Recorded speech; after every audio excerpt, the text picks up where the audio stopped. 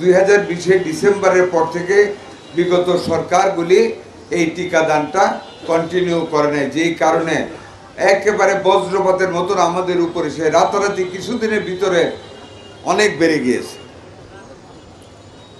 আমরাও বসে থাকিনি, ওদের সাথে দৌড়ে আমরা জিততে পারিনি, বাট সমসাময়িক রাস্তায় থাকার চেষ্টা করেছি।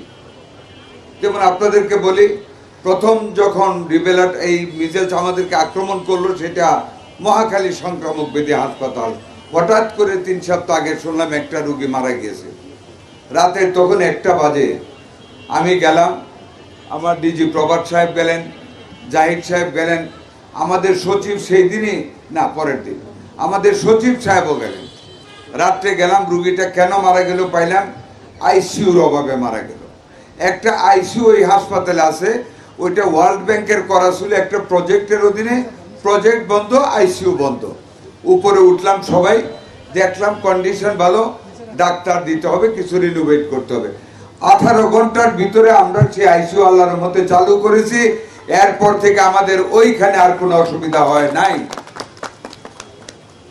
তারপরের যে দুঃখজনক রিপোর্টটা, রাজশাহী 11 দিনে 33টা বাচ্চা আমার মারা গেছে। আমার কলজা ভাইটা গেছে খবর শুনে।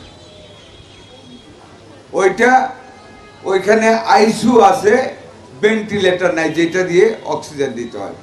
দুর্ভাগ্য, সেইখানে যে পরিচালক নন ডাক্তার, না ডাক্তার সেনাবাহিনীর, যাই হোক যে আছে, আমাদেরকে সঠিক সময় জিনিসটা জানাতে জানাতে ভুল করতে করতে আমার 33টা বাচ্চা মরে গেছে। আমরা অত্যন্ত দুঃখিত।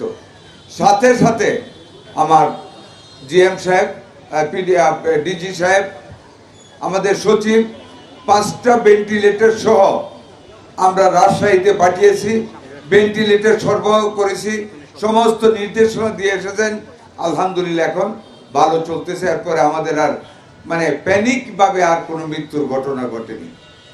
আমরা বেসরকারিভাবে, সরকারিভাবে ভেন্টিলেটর মানে যেটা দিয়ে বাচ্চাকে ওই মিজেলস থেকে নিউমোনিয়া হয়ে যায়, লাং কনজেস্টেড হয়ে যায়, লাঙে বাতাস ঢুকানি কঠিন হয়, অক্সিজেন টানতে পারে না, সেই কারণে ভেন্টিলেটর নামক মেশিনটার দরকার হয়।